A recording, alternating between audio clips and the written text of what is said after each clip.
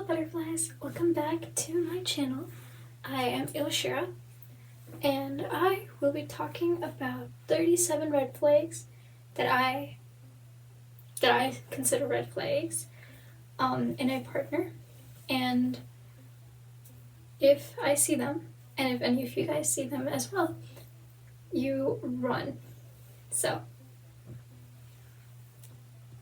without further ado, let's get started. I have all these things in my notebook, so I got everything written down. One, a partner doesn't keep things that happen in their relationship private, especially if you've told them to keep it private specifically and they still don't respect that. They don't respect your boundary. Leave. Two, they can't take a no. That's one big red flag.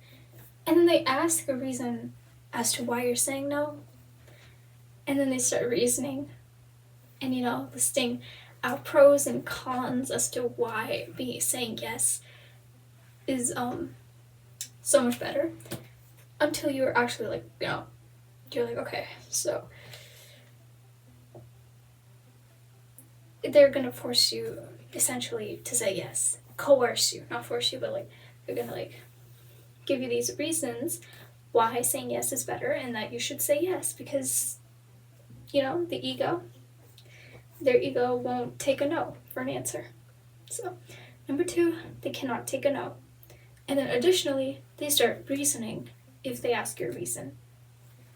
So just don't deal with people like that. Three, they control what you cannot wear, what you can or cannot wear, what you watch, and who you talk to. So either they control, your autonomy, literally. They control what you watch online. They tell you that you cannot watch certain things, or you can only watch these things. And they control who you can or cannot talk to. You can only talk to girls, or you can only talk to guys. You can't talk to the opposite gender, stuff like that. That's the third red flag. Number four, hangs out with other friends that are girls or that are guys, considering who you're dating, more than you. Now, if they prioritize friends that are from the opposite gender over you, I would assume that's a red flag, because I would assume that partner would, if a person has a partner, they would prioritize the partner over their friends. Especially if the person themselves has specified to you that you're my priority, and then they prioritize their friends that are girls over you, I would think that's a little weird. But yeah. Five, they try to make you compete for them, and they make you jealous intentionally. So for example, they might try to say that the opposite gender would be staring at them, or they were trying to talk to them, just certain things like that to make you jealous, so that it makes you feel like, oh, this person's in demand. Just playing mind games, literally. So that's number five. Six, they isolate you. Now, I don't think I have to elaborate much, but if they tell you you cannot hang out with your friends because they think they're toxic, or they say that you can to only talk to them, then that's a problem. That's a red flag. Just don't literally cut off everyone from your safety net, because your friends, your family, and everyone you talk to, that's your safety net. Do not stripping away from that, you're gonna be under that person's control if you do so, and it's scary. Number seven, text you 24/7, and then either they demand instant replies or they question and interrogate you about why you didn't reply fast enough. um, that can stem from insecurity. Like, what are you doing behind my back? Or at least that was the case in my relationship. But 8, they check when you're online and then assume that you're cheating if you were online and you didn't text that person. This is clearly insecurity, or they're projecting. It can be either or. Or 9 is that the person calls you degrading names. So with my partner called me an attention-seeking whore and a bitch because I wanted to wear the clothes I wanted, which were not revealing at the slightest. I was wearing a turtleneck and brown pants, a turtleneck sweater and brown pants, and that is not revealing at the slightest. And I wanted to wear that, and I was called an attention-seeking whore and a bitch for that. So if that person calls you degrading names, that's no second chances. Just you break up, and I learned that the hard way. So that's a red flag. That's a big red flag if they call you or another person like degrading names. Yeah. 10, they use manipulation tactics knowingly. If you can tell they're manipulating you and you suspect that they're doing that knowingly, just tell them, give them the benefit of the doubt first and say that, okay, so it feels like you're using this manipulation tactic. I'm just bringing that up to your awareness, and can you please not do that again? Because, it's literally like, you can give them a chance, and if they do that again, you get out of there. They just want to control you. 11, they blame you for everything. They make you feel ashamed for making normal human mistakes. Now, of course, in my first relationship, this was my first relationship, I'm obviously going to be making mistakes because I am human, and demonizing me for making mistakes that are normal and human are not fair to me, and that's just you enforcing expectations onto me that I cannot fit because I am not your imagination. I am my own individual, and I cannot fit anyone's expectations of me. And same goes for you. You cannot fit someone else's expectation of you, or this idea of you. You are you individually, and if a person cannot accept that, you leave. 12 is that they put all their responsibility on you. So, okay, you're responsible for healing me, you're responsible for doing my work for me. You're basically an unpaid therapist and a mother for this guy. Just don't go get into that. It's not worth it. 13, they enforce his rules that your partner made and then doesn't follow them himself, but expects you to. Now, for me, it looked like this. I was not allowed to talk to guys. I was not allowed to look at them, which at a place where we go to, right, I'm gonna see people from both girls and guys. I'm gonna see both girls and guys, so it's basically impossible not to look or talk to them, especially if you are forced. And then he goes around talking to other girls that are his friends. He goes around talking to them, hanging out with them, spending more time with them, and but he expects you to follow every single rule he made. 14 is always playing the victim. So everything is happening to him. Life is being unfair to him. You're hurting him. Everyone's against him. His family hates him. His friends, he doesn't have friends. He doesn't have a support system. You're hurting him. He's complaining about everything in life and how everything in his life is just so horrible. And he's the poor, nice guy who has to just deal with all this unfairness going on in his life. 15, deciding what you can or cannot do.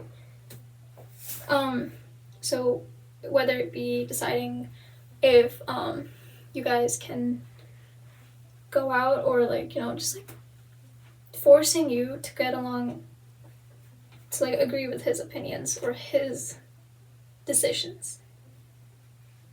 That's a red flag. Especially if it's like continuous, like it's repeated actions.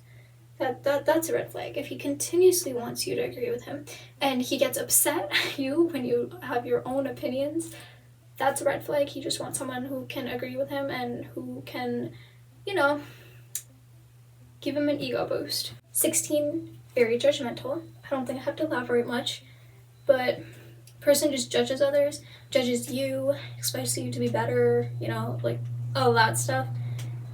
Just like high expectations, you know, unrealistic expectations, you know, unrealistic ones, not high. Like it's okay to like, you know, have high standards, right? But high expectations, like unrealistic expectations, and idealize you, that's and then judging you when you don't fit those ideals is just no. 17 says I love you too soon. And how soon can depend on person to person. For me, if you say I love you within a month, that's too soon. I feel like even 1 month, even after 1 month is like a little too soon. Considering he said I love you 3 weeks within us dating, so that was a little too soon. 18, person love bombs you, showers you with compliments, gifts, you know, whatever it might be. He would shower me with compliments 24/7, every single day. Every time we interacted, it was excessive compliments or gifts, making you feel oh so special, and then just takes it all away a few days later. 19, forces you to do things you don't want to, or coerces you into doing things you don't want to. So convincing you as to why saying yes to the certain thing that he wants to do is better than saying no and like not doing what he wants to do. 20, doesn't let you have space. Now if you're someone who takes time thinking things through and, you know, coming back to an argument or, you know, conflict after you've gathered your thoughts, like me, I would assume that your partner would respect that. But if that person doesn't respect it, that's a red flag, because then they just want to like feel like maybe it's their attachment style, but still they should be understanding enough to give you space, you know, and actually work through healing their attachment style instead of, you know, forcing you to handle the conflict like right away. Number 21, doesn't let you engage in your passions. Now it can be anything, like art, you know, creating content, whatever it may be. If that person does not respect your passions or does not let you, you know, engage in them, that's a red flag. They don't want you to grow. They want you to stay stagnant, and that's not going to lead you anywhere. 22, asks who you're dressing up for, and just like giving you backhanded compliments when you want to look pretty for yourself.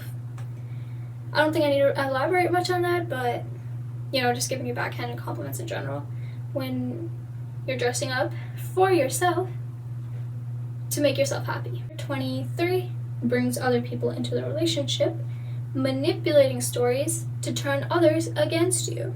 This is a very immature, very, very immature thing to do, especially if you're like older. I feel like that's very immature, and, you know, like, we're not kindergartners anymore. We don't need people to take sides and stuff.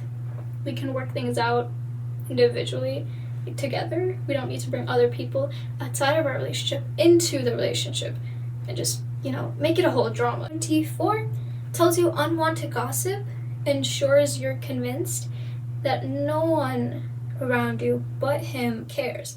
Now you tie that with isolation, you're gonna believe him.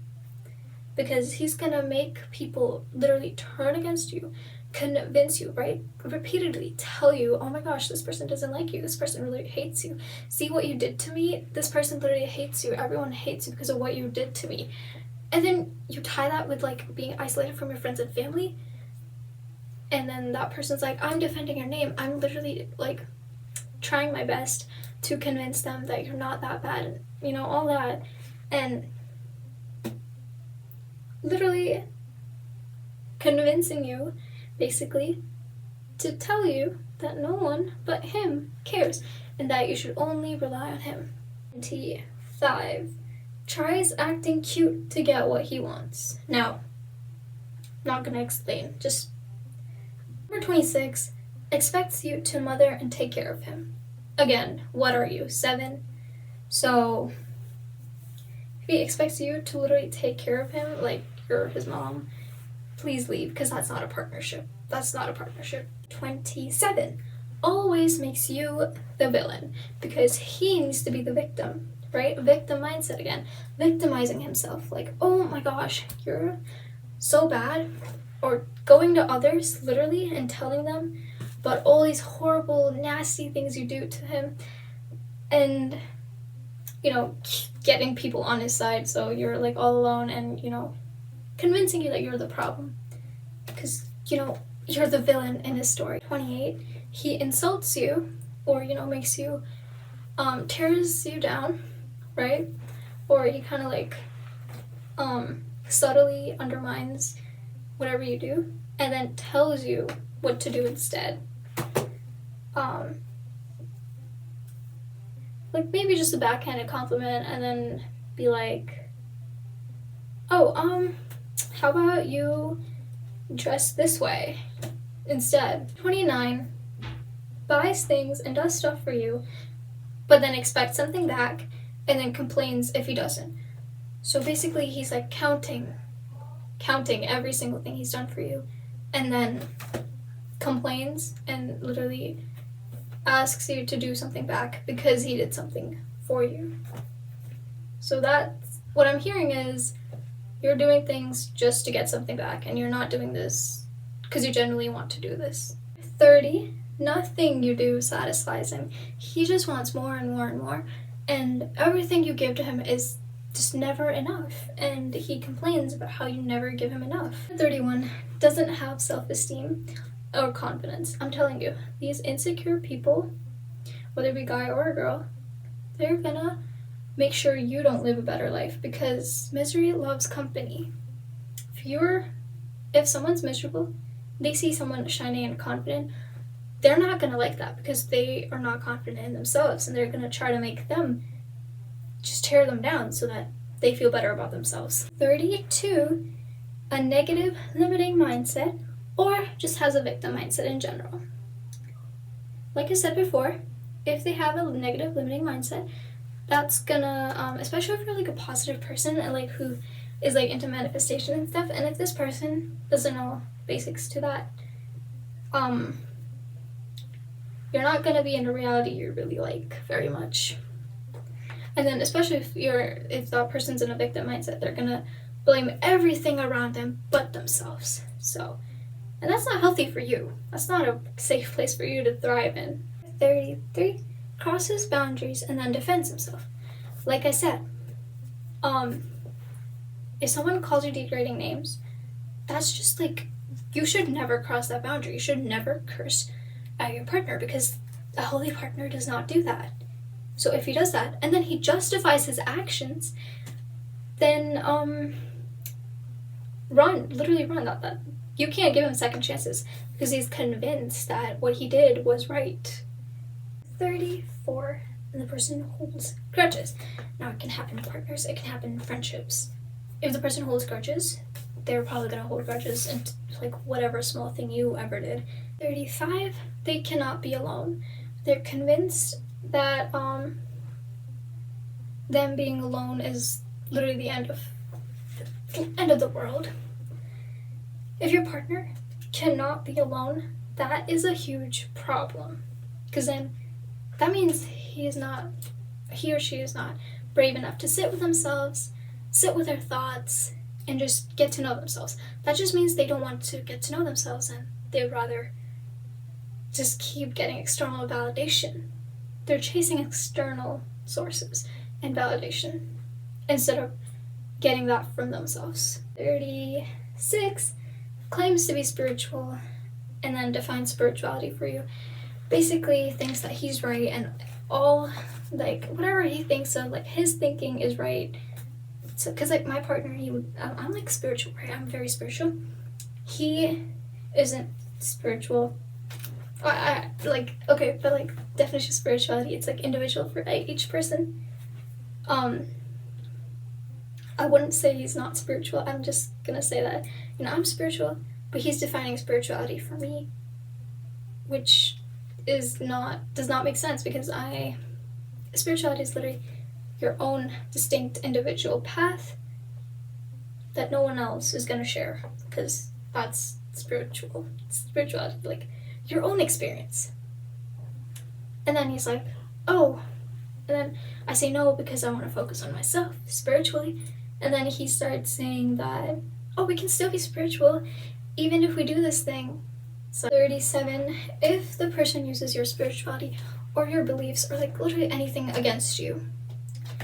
And my partner, so either they hold your mistakes against you and then say that, oh my gosh, like, like you're gonna get karma, or like, God's not gonna like that, you're gonna get punished, just like to install that fear into you so that you don't leave, and you are responsible for their healing. You fix them, which they should be fixing themselves. No one can fix another person unless they're willing to fix themselves. I'm just gonna say that. And yeah, those are my 37 red flags that I had seen in my own relationship, and that's why I wanted to share that. So thank you guys for watching, and I will see you in the next one.